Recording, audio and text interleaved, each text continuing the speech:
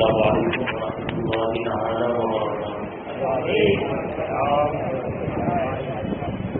الحمد للہ رب العالمین والعاقبۃ للمتقین والصلاۃ والسلام علی سید الانبیاء والمرسلین وعلی آلہ واصحابہ اجمعین، اما بعد فاعوذ باللہ من الشیطان الرجیم، بسم اللہ الرحمن الرحیم۔ انما یرید اللہ لیذھب عنکم الرجس اہل البیت ویطہرکم تطہیرا۔ صدق اللہ مولانا العظیم وصدق رسولہ النبی الامین المتین الکریم، ونحن على ذلك لمن الشاهدين والشاكرين والذاكرين والحامدين والحمد لله رب العالمين۔ عزیزان ملت اسلامیہ، یہ رجب المرجب کا مہینہ ہے، اس کی آج 17 تاریخ ہے۔ میں نے گزشتہ جمعہ میں یہ بیان کیا تھا کہ رجب کا جو مہینہ ہے یہ بڑا ہی حرمت والا مہینہ ہے، بڑا محترم اور معزز مہینہ ہے۔ 4 حرمت والے مہینوں میں سے ایک مہینہ رجب المرجب کا مہینہ ہے۔ اور یہ بھی عرض کیا تھا کہ زمانہ جاہلیت میں بھی لوگ اس مہینے کا ادب و احترام کیا کرتے تھے، اور اس مہینے میں جنگ و جدال نہیں کرتے تھے، لڑائی جھگڑا نہیں کیا کرتے تھے، اور اس کا ادب و احترام کرتے تھے۔ حضرت عیسیٰ روح اللہ علیہ السلام کے زمانے کا واقعہ ہے کہ ایک شخص ایک عورت پر ایک زمانے سے عاشق تھا اس پر، لیکن وہ قابو نہیں پا رہا تھا۔ ایک مرتبہ اس نے اس عورت پر قابو پا لیا، گناہ کا ارادہ کر ہی چکا تھا، گناہ کا ارتکاب کرنے ہی والا تھا کہ اس نے اچانک شور و غل سنا، لوگوں میں کوئی ہلچل ہو رہی تھی، تو اس نے اس عورت سے پوچھا کہ شاید لوگ کسی مہینے کا چاند دیکھنے کے لیے جمع ہوئے ہیں، یہ کون سے مہینے کا چاند دیکھنے کے لیے جمع ہوئے ہیں؟ تو اس عورت نے جواب دیا کہ لوگ رجب المرجب کے مہینے کا چاند دیکھنے کے لیے جمع ہوئے ہیں۔ اس نے جیسے ہی یہ سنا تو رجب کی تعظیم کی وجہ سے، اس کے ادب و احترام کی وجہ سے اس نے گناہ کے ارادے کو چھوڑ دیا، فوراً اس عورت سے الگ ہو گیا۔ جیسے ہی ادھر وہ اس عورت سے الگ ہوا، گناہ کے ارادے کو اس نے چھوڑا، ادھر دوسری طرف حضرت عیسیٰ علیہ السلام پر اللہ تبارک و تعالیٰ نے وحی نازل فرمائی اور ارشاد فرمایا کہ ہمارے اس بندے سے جا کر ملاقات کرو۔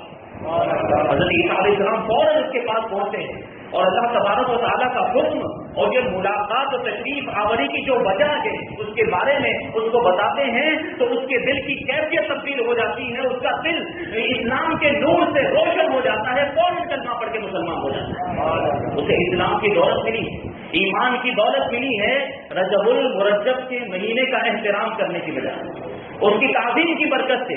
اسے ایسے شخص کو جو بڑا گنہگار تھا، جو مسلمان نہیں تھا، لیکن اس نے رجب المرجب کی تعظیم کی اور اس کے ادب احترام میں گناہ کو چھوڑ دیا، تو اللہ تبارک و تعالیٰ نے اس کو اسلام کی دولت عطا فرمائی۔ الحمدللہ ہم مسلمان ہیں، ہم اگر رجب المرجب کا احترام کریں گے تو اللہ تبارک و تعالیٰ ہمیں ایمان کی مضبوطی عطا فرمائے انشاءاللہ۔ تو یہ دیکھیں رجب المرجب کے مہینے کی یہ برکتیں اللہ کے رسول صلی اللہ علیہ وسلم خود ارشاد فرماتے ہیں کہ رجب شہر اللہ وشعبان شہری ورمضان شہر امتی، کہ رجب یہ اللہ کا مہینہ ہے کہ اس مہینے کے اندر اللہ تبارک و تعالیٰ کی رحمت خاص طور پر اپنے بندوں کی طرف متوجہ ہوتی ہے، اور شعبان کے بارے میں اللہ کے رسول ارشاد فرماتے ہیں کہ شعبان میرا مہینہ ہے اور رمضان میری امت کا مہینہ ہے۔ اسی وجہ سے احادیث پاک کا آپ مطالعہ کریں، سنیں تو آپ کو پتا چلے گا کہ رجب کی کیسی برکتیں ہیں، کیسی فضیلتیں ہیں۔ ایک مرتبہ اللہ کے رسول صلی اللہ علیہ وسلم نے اپنے صحابہ کرام سے ارشاد فرمایا کہ یہ جو رجب کا مہینہ ہے تم پر لازم ہے کہ اس مہینے میں رات میں قیام کرو، یعنی نفل نمازیں پڑھو، اپنی عبادت کرو، اور دن میں روزے کی حالت میں رہا کرو، کیونکہ یہ مہینہ ایسا ہے کہ اگر اس مہینے کے کسی دن میں کوئی شخص 50 رکعتیں نفل نماز اس طریقے سے ادا کرے کہ جتنا ہو سکے اتنا قرآن کی تلاوت نمازوں کے اندر کرے، 50 رکعت کے اندر کرے، تو اللہ تبارک و تعالیٰ اس کے بالوں اور اس کے رونگٹوں کے برابر اسے ثواب عطا فرمائے۔ ایک اور حدیث پاک ہے کہ رجب کے مہینے میں حضور اکرم صلی اللہ علیہ وسلم نے ایک دن جمعہ میں خطبہ دیتے ہوئے ارشاد فرمایا کہ اے لوگوں، تم پر ایک بڑا عظیم مہینہ طائف وغیرہ ہو چکا ہے. یہ ایسا عظیم مہینہ ہے کہ اس مہینے میں نیکیوں کا ثواب 2 گنا عطا کیا جاتا ہے. اس مہینے میں دعائیں قبول کی جاتی ہیں اور مشکلوں کو حل کر دیا جاتا ہے. اور مومن کی جو دعا ہے اس مہینے میں رد نہیں کی جاتی. تو جو شخص بھی اس مہینے میں کوئی بھلائی کا کام کرے تو اسے اس کا کئی گنا ثواب عطا کیا جاتا ہے.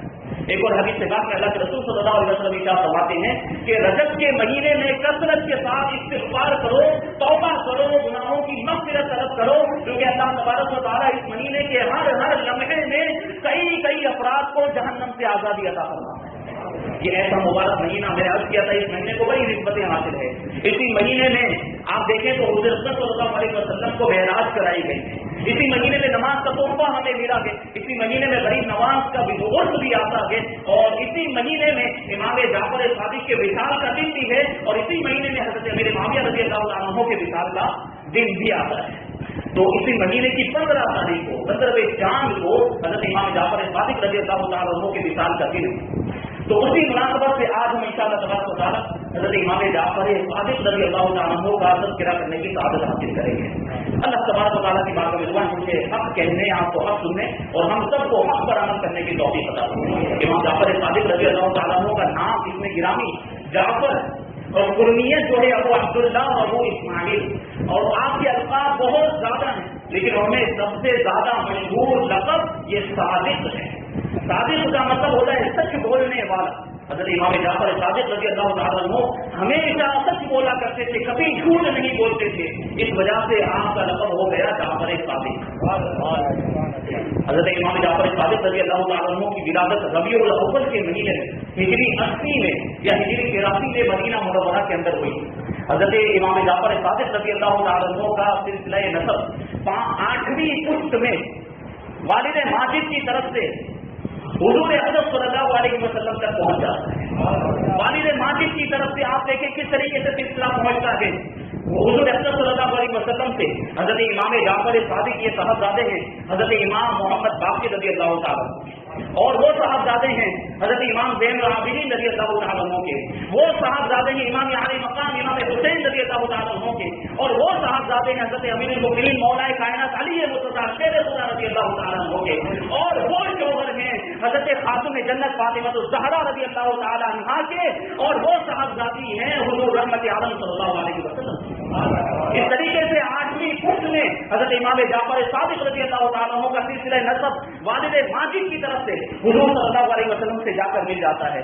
اور والدہ ماجدہ کی طرف سے آپ کا جو سلسلہ نسب ہے وہ 5ویں پشت میں حضرت امیر المؤمنین ابو بکر صدیق رضی اللہ تعالیٰ عنہ سے جا کر ملتا ہے. اور آپ ایک خصوصیت دیکھیں، آپ کی والدہ ماجدہ کا جو سلسلہ نسب ہے وہ حضرت ابو بکر صدیق تک تو پہنچتا ہے لیکن دونوں طرف سے پہنچتا ہے. آپ کی والدہ ماجدہ کا سلسلہ نسب آپ کے والد کی طرف سے بھی حضرت ابو بکر صدیق تک پہنچتا ہے اور آپ کی والدہ سے بھی حضرت ابو بکر صدیق رضی اللہ تعالیٰ عنہ تک پہنچتا ہے.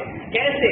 آپ کی والدہ ماجدہ کا جو فدری نسب نامہ ہے وہ اس طرح سے کہ آپ کی والدہ ماجدہ کا نام حضرت ام فروا رضی اللہ تعالیٰ عنہ، یہ صاحبزادی ہیں حضرت قاسم رضی اللہ تعالیٰ عنہ کی. وہ صاحبزادے ہیں حضرت محمد رضی اللہ تعالیٰ عنہ کے.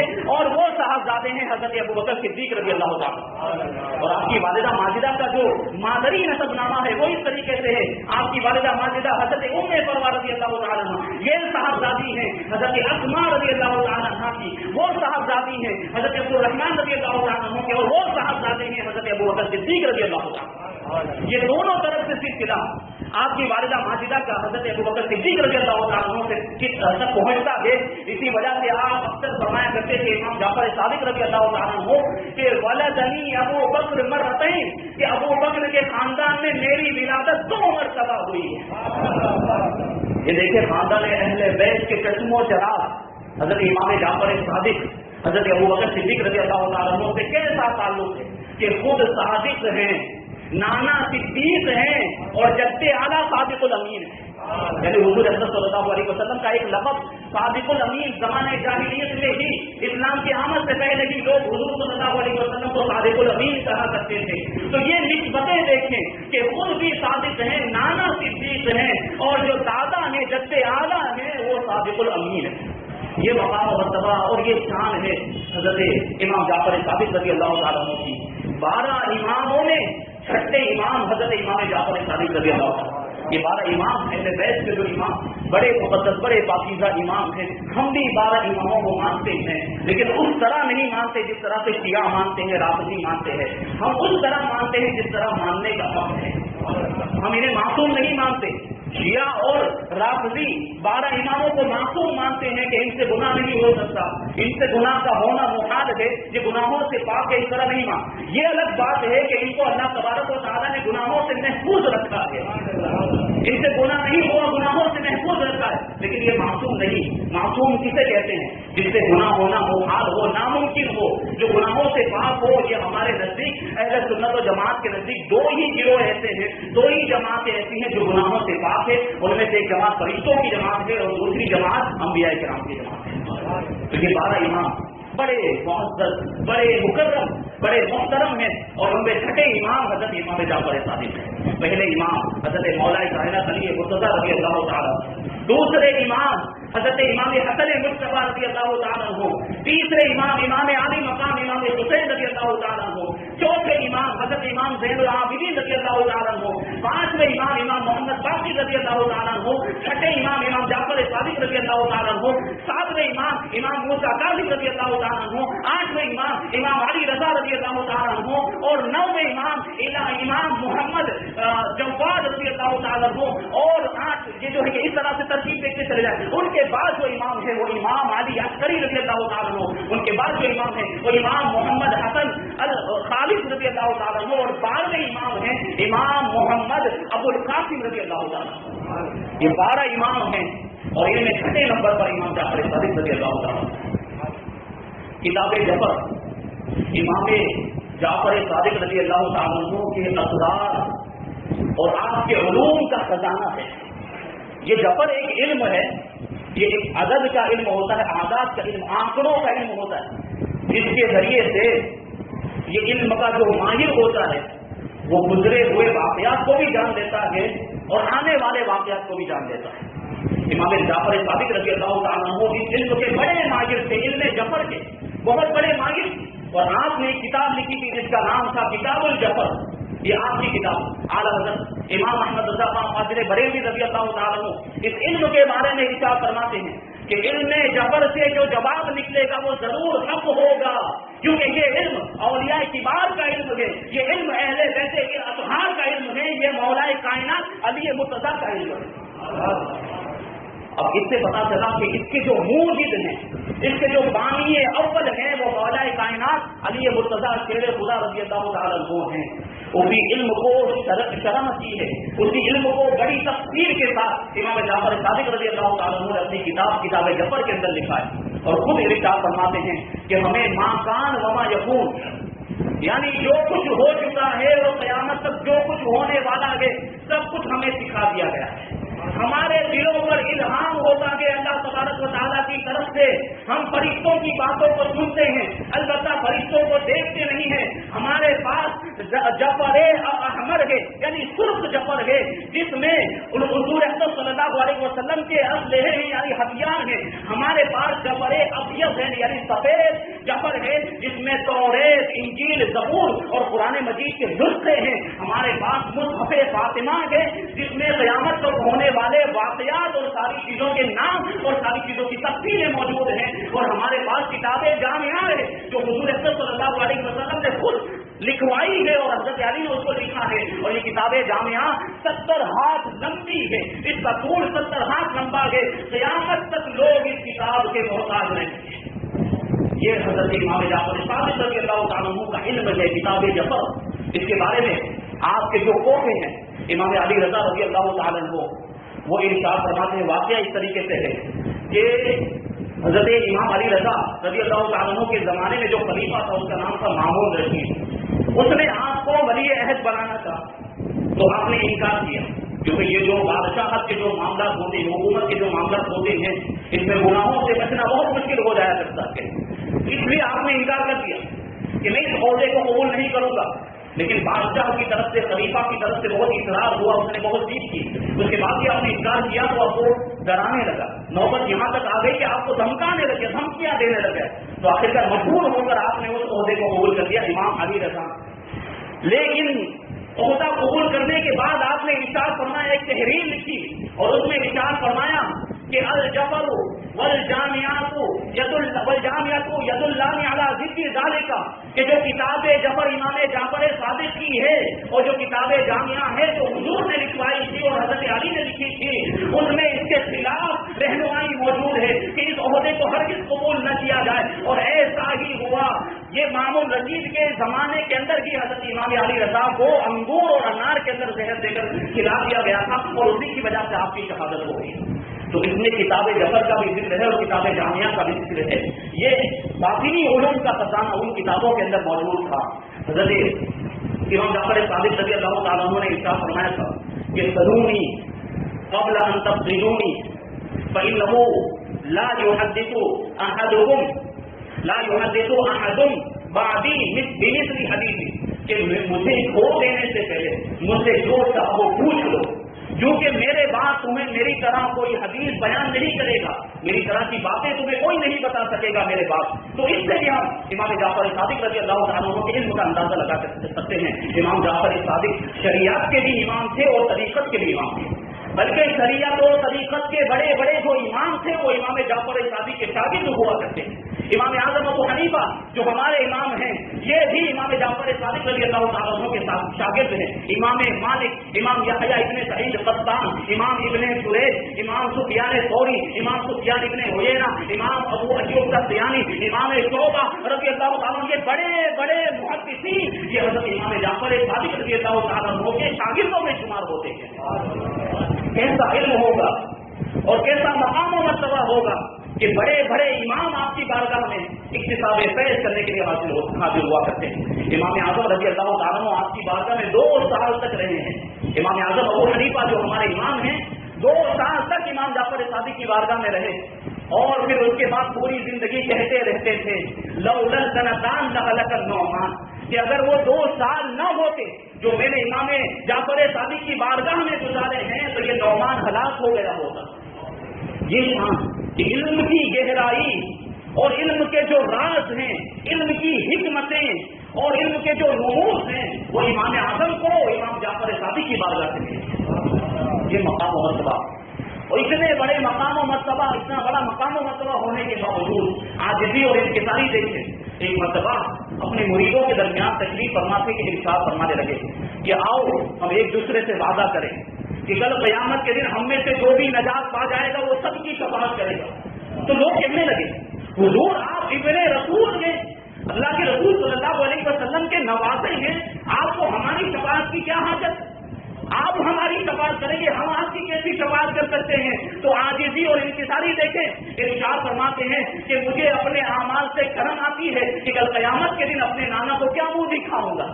یہ اپنے وقت کا امام جو اہل بیت کا امام شمار ہوتا ہے، جو چھٹے امام کے درجے پر فائز ہے، وہ یہ کہہ رہا ہے. اس کے علم کا عالم یہ تھا کہ وقت کے بڑے بڑے امام اس کے شاگردوں میں شامل تھے. اس کی عبادت کا یہ عالم تھا کہ لوگ ان کی عبادتوں کو دیکھ کر رشک کیا کرتے تھے. وہ امام کہہ رہا ہے کہ مجھے اپنے اعمال سے شرم آتی ہے کہ میں اپنے نانا کو کیا منہ دکھاؤں گا. اب اس پر ہم غور کریں کہ ہمارے اعمال کیسے ہیں. ہم تو سراپا گناہوں میں ڈوبے ہوئے ہیں، کوئی گناہ ایسا نہیں ہوگا جو ہم نے آزمایا نہیں. اس کے باوجود بے باقی اور جرت کا عالم یہ ہے کہ ہم توبہ کی طرف نہیں آتے ہیں، خدا کی طرف نہیں آتے، اللہ کی عبادت کی طرف نہیں آتے، نمازوں کی طرف نہیں آتے. ہمیں کس قدر احساس ہونا چاہیے قیامت کے دن کا، ہمیں کس قدر خوف ہونا چاہیے کہ ہم اپنے رب کی بارگاہ میں کون سا منہ لے کر جائیں گے. ہم اپنے رب کی بارگاہ میں یہ اعمال، ایسے برے اعمال کس طریقے سے ہم بالکل بھی ہم اس لائق نہیں ہے کہ ہمیں جنت ملے. یہ بزرگوں کا کرم ہوگا، یہ اولیاء کرام کی محبت ہوگی، یہ رسول اللہ صلی اللہ علیہ وسلم کا عشق ہی ہوگا جو ہمیں قیامت کے دن بچا سکتا ہے. تو ہمیں چاہیے کہ ہم اس عشق کے، اس محبت کے تقاضوں کو پورا کریں. اور محبت کا تقاضا یہ ہے کہ ہم اللہ کی اطاعت و فرما برداری کریں اور گناہوں سے بچے، اللہ تبارک و تعالیٰ کی عبادت کریں، نمازوں کی پابندی کریں. تو یہ جو ساری مصیبتیں آج جو آ رہی ہیں انشاءاللہ یہ ساری مصیبتیں دور ہو جائیں گی اور ظالموں کا منہ کالا ہو جائے گا. تو نمازوں کی پابندی کریں، اللہ تبارک و تعالیٰ برکتیں نازل فرمائے. یہ امام جعفر صادق رضی اللہ تعالیٰ عنہ کی عاجزی کا عالم تھا. اور آپ کی حق گوئی اور بے باکی دیکھیں. ایک مرتبہ خلیفہ منصور کے دربار میں آپ بیٹھے ہوئے تھے کہ ایک چند مکھیاں آ کر اسے پریشان کرنے لگی، بار بار اس کے چہرے پر بیٹھ جاتی تو غصہ ہو گیا اور غصہ ہو کر کہنے لگا ابو عبداللہ یہ مکھیوں کو اللہ تبارک و تعالیٰ نے کیوں پیدا کیا؟ تو حضرت امام جعفر صادق ارشاد فرماتے ہیں اللہ تعالیٰ نے ان مکھیوں کو اس لیے پیدا کیا تاکہ تجھ جیسے تکبر کرنے والے اور مغروروں کو ذلیل کر دے کہ مکھیوں کو دور نہیں کر سکتا یہ تکبر کا دعویٰ کرنے والا اپنے آپ کو سب کو سمجھنے والا تو وہ کس قدر کم ترین مخلوق ہے۔ یہ امام جعفر صادق رضی اللہ تعالیٰ عنہ کی زندگی ہے اور یہ اولیاء کرام ہوتے ہیں جن سے بڑی بڑی کرامتوں کا ظہور ہوتا ہے، بڑی بڑی کرامتیں ظاہر ہوا کرتی ہیں۔ تو یہ تو امام جعفر صادق جن کو ولایت ولیوں کو ولایت جن کی بارگاہ سے ملا کرتی ہے، یہ امام جعفر صادق رضی اللہ تعالیٰ عنہ۔ ایک مرتبہ خلیفہ منصور کے دربار میں جو لوگ رہتے تھے ان میں بہت گمراہ قسم کے لوگ بھی رہا کرتے تھے، تو اس میں سے ایک جو بہتان ترازی کرنے والے لوگ تھے، جو افتراء پردازی کرنے والے لوگ تھے، تہمت لگانے والے، ان میں سے ایک نے حضرت امام جعفر صادق رضی اللہ تعالیٰ عنہ پر تہمت لگائی۔ خلیفہ منصور سے کہا کہ یہ امام جعفر صادق جو ہیں یہ آپ کے خلاف بغاوت کرنا چاہتے ہیں، فتنہ انگیزی کرنا چاہتے ہیں، خون ریزی کرنا چاہتے ہیں۔ تو خلیفہ منصور نے فوراً امام جعفر صادق رضی اللہ تعالیٰ عنہ کو بلوایا، پوچھا کیا ایسا کوئی معاملہ ہے؟ آپ نے ارشاد فرمایا بخدا ایسی کوئی بات نہیں کی، میں نے ایسی کوئی بات نہیں کہی ہے جس کی طرف سے آپ کو یہ بات پہنچی ہے وہ جھوٹا۔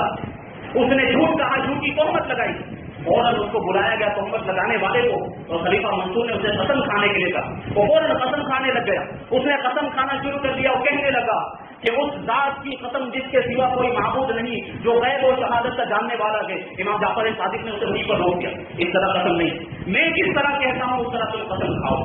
خلیفہ منصور نے بھی کہا ٹھیک ہے آپ ہی تلقین فرمائیں کہ کس طرح قسم لی جائے۔ تو آپ نے اس کے الفاظ سکھائے کہ اس طرح کہو بریئت من حول اللہ وقوتہ والجأت الی حولی وقوتی لقد فعل جعفر کذا وکذا وقال جعفر کذا وکذا، کہ تم اس طریقے سے کہو کہ میں اللہ تبارک و تعالیٰ کے ذمے سے نکل گیا اور اپنے اعمال اور اپنی کرتوت کی پناہ لے کر کہتا ہوں کہ جعفر نے ایسا ایسا کیا ہے اور جعفر نے ایسا ایسا کہا ہے۔ ابھی اس کی قسم پوری ہی نہیں ہوئی تھی، وہ زمین پر گرا اور وہیں پر مر گیا، وہ زمین پر گرا اور وہیں پر مر گیا۔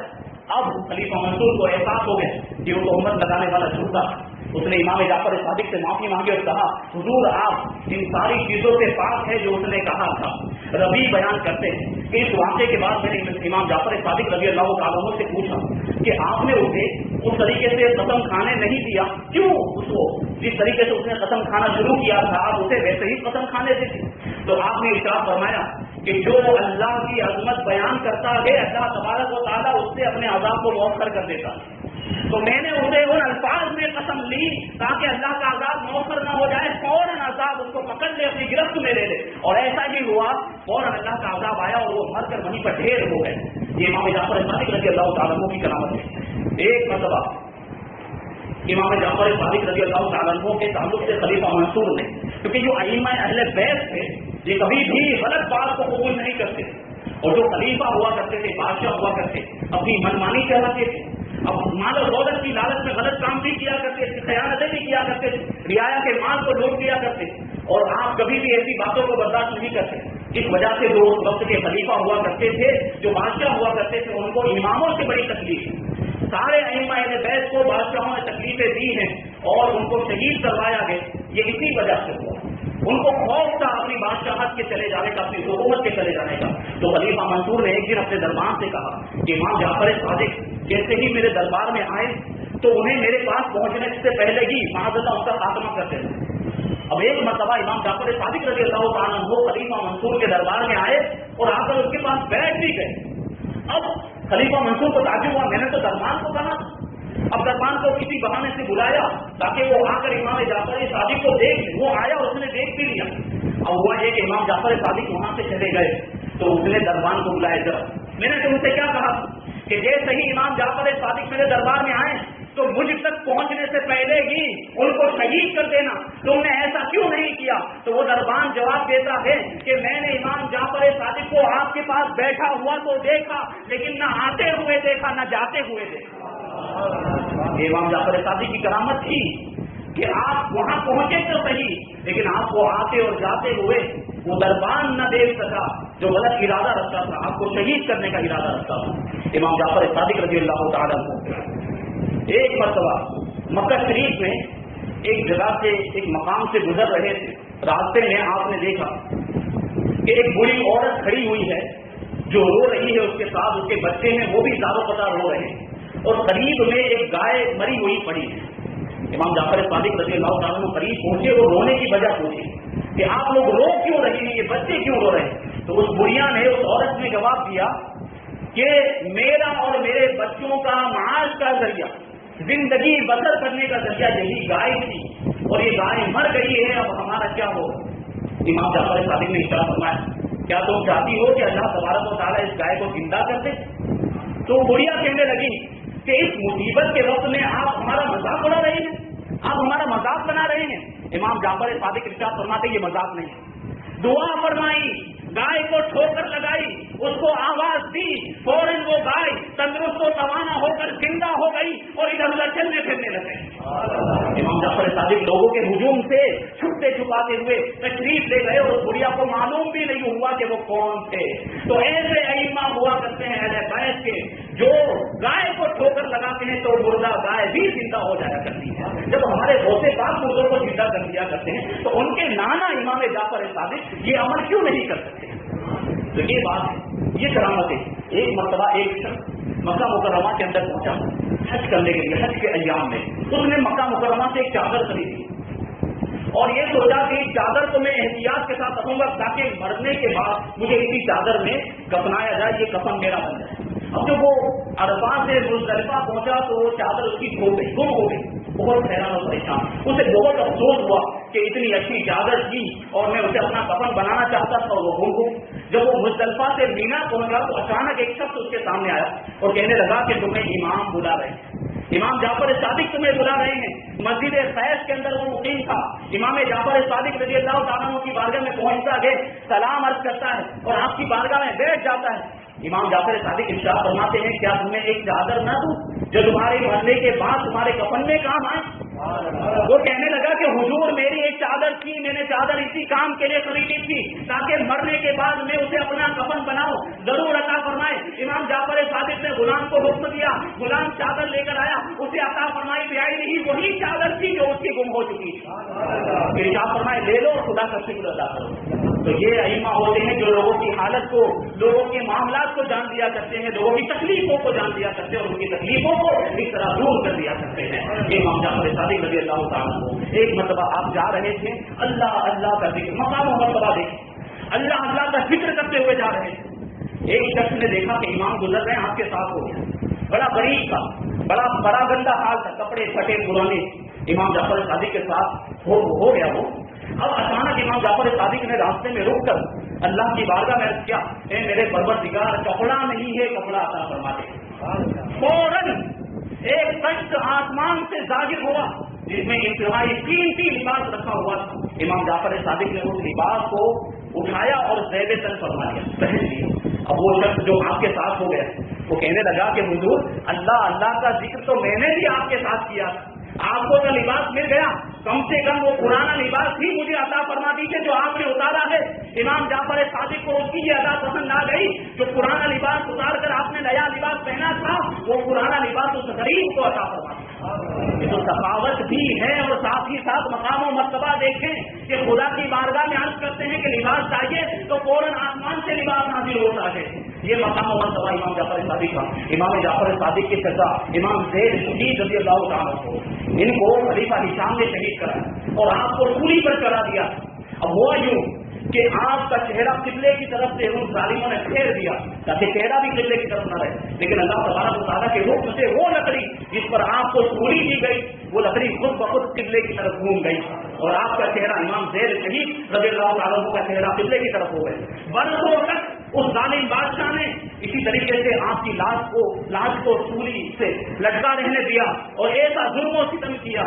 اور دیکھیں آپ کہ برسوں تک وہ لاش رہی, لیکن وہ امام کی لاش, امام زید شہید کی لاش, آپ کے جسم کو کوئی نقصان نہیں پہنچا, آپ کے جسم سے کوئی بدبو نہیں آ رہی, آپ کا جسم پھولا پھٹا نہیں تھا, لیکن کپڑے پرانے ہو گئے, کپڑے بوسیدہ ہو گئے, وہ کپڑے پھٹ گئے اور قریب آپ کے کپڑے کے پھٹ جانے کی وجہ سے آپ کے چھپانے کی جگہ ظاہر ہو جاتی. اس لیے اللہ تبارک و تعالیٰ نے مکڑیوں کو بھیجا، مکڑیوں نے آ کے اس طریقے سے جال وہاں پر بن دیا کہ وہ جال تہبند کی جگہ پر ہو گیا، تہبند کی طرح ہو گیا، اور اللہ تبارک و تعالیٰ نے قتل کا یہ انتظام اپنی قدرت سے فرمایا۔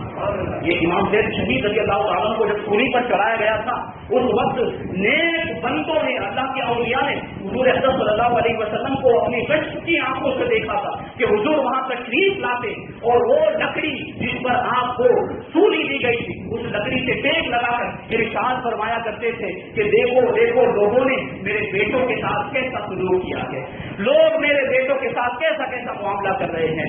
جب ہشام مر گیا جو خلیفہ تھا، اس کے بعد آپ کو سولی سے اتارا گیا اور آپ کو دفن کیا گیا، اور جب یہ سارے معاملہ ہوئے اس وقت ایک شاعر تھا حکم ابن عباسی کلبی، اس بدبخت نے ایک شعر کہا تھا، اس نے یہ کہا تھا کہ طلبنا لکم زیدن علی جزء نخلۃ ولم نرى مہدیا علی النخلۃ علی الجزء یطلب، اس نے یہ بات کہی تھی کہ ہم نے تمہارے زیر کو کھجور کے تنے پر سولی دے دی معاذ اللہ، اور ہم نے اس سے پہلے کسی بھی ہدایت یافتہ کو کھجور کے تنے پر اس طرح سولی دیتے ہوئے دیے جاتے ہوئے نہیں تھے۔ اس وقت نے یہ شعر کہا، امام جعفر صادق رضی اللہ تعالیٰ کو یہ شعر جب آپ کی بارگاہ میں تو آپ کو بہت زیادہ تکلیف ہوئی، اس بدبخت نے ایسا شعر کہا، آپ نے فوراً اس کے خلاف دعا فرمائی اور ارشاد فرمایا اللہم صلی علیہ قلبا من کلابک، اے پروردگار کو اپنے کتوں میں سے ایک کتے کو اس پر مسلط فرما دے۔ اب ایسا ہی ہوا، وہ کلبی جو شاعر تھا، بنی امیہ کے حاکموں نے اس کو کوفہ کی طرف کسی کام کے لیے بھیجا، ابھی راستے میں ہی تھا کہ ایک شیر نے اس پر حملہ کیا۔ امام جعفر صادق کے الفاظ کو یاد کریں، آپ نے ارشاد فرمایا تھا اے پروردگار اپنے کتوں میں سے ایک کتے کو اس پر مسلط فرما دے، اور شیر اللہ کی بارگاہ کا ایک ادنا سا کتا ہے، شیر نے اس پر حملہ کیا، اسے چیر پھاڑ کر وہیں ہلاک کر دیا اور وہ واصل جہنم ہو گیا۔ امام جعفر صادق کو جب یہ خبر پہنچی تو آپ نے پروردگار کا شکر ادا کیا اور اس کی تعریف کی، اس کی حمد بیان کی کہ میرے پروردگار تو نے جو وعدہ کیا تھا وہ وعدے کو پورا کر کے دکھا۔ یہ امام جعفر صادق رضی اللہ، ایسی بہت ساری کرامتیں اور بہت سارے واقعات بیان کیے جا سکتے ہیں، وقت کم ہے اس لیے بات بیان کر دوں۔ امام جعفر صادق رضی اللہ تعالیٰ عنہ کا جو مثال ہوا، آپ کے مثال کے تعلق سے بہت سے اقوال ملتے ہیں، لیکن زیادہ صحیح قول یہ ہے کہ رجب کے مہینے میں ہوا، اور تاریخ کے بارے میں بھی اختلاف ہے، لیکن صحیح تاریخ یہ ہے کہ 15 رجب المرجب کو آپ کا مثال ہوا۔ لوگ 22 رجب المرجب سمجھتے ہیں، لیکن 22 رجب المرجب کو حضرت امیر معاویہ رضی اللہ تعالیٰ عنہ کا مثال ہوا، اور حضرت امیر معاویہ رضی اللہ تعالیٰ عنہ کے مثال کی خوشی میں یہ شیعہ لوگوں نے مٹھائیاں تقسیم کی تھی اور اس کو ان لوگوں نے خوشیاں منائی تھی اس دن۔ تو ہمیں جو ہے امام جعفر صادق رضی اللہ تعالیٰ عنہ کا دن منانا ہے، جو گنڈے وغیرہ کی جو نیاز ہوگی وہ 15 رجب المرجب کو کرنی چاہیے۔ ویسے کسی بھی دن اشارے ثواب کیا جا سکتا ہے، کسی بھی دن فاتحہ کیا جا سکتا ہے، لیکن جو خاص ان کے وصال کا دن ہوتا ہے اس دن برکتیں اور زیادہ ہوا کرتی ہیں۔ اس لیے 15 رجب المرجب کو کنڈے کی نیاز کرے، اور اگر ہم 22 رجب المرجب کو بھی کرنا چاہتے ہیں تو امام جعفر صادق کا بھی نام شامل کریں، حضرت امیر معاویہ کا بھی نام شامل کریں، اور خصوصاً چاروں یاروں کے نام، حضرت ابوبکر صدیق، حضرت فاروق اعظم، حضرت عثمان غنی اور مولا کائنات، سب کے نام شامل کریں اور سب کو اصالے ثواب کریں تاکہ یہ لوگ اپنے مقصد میں کامیاب نہ ہو سکے۔ تو امام جعفر صادق رضی اللہ تعالیٰ کا یہ مثال 15 رجب المرجب ہجری 148 کو ہوا ہے۔ اللہ تبارک و تعالیٰ کی بارگاہ میں دعا ہے کہ ہمیں ان کے نقش قدم پر چلنے کی توفیق عطا فرمائے، گناہوں سے بچنے اور نیکیاں کرنے کی توفیق عطا فرمائے، نمازوں کی پابندی کرنے کی توفیق عطا فرمائے۔ وما علینا الا البلاغ، کچھ اعلانات سماعت فرما لیں۔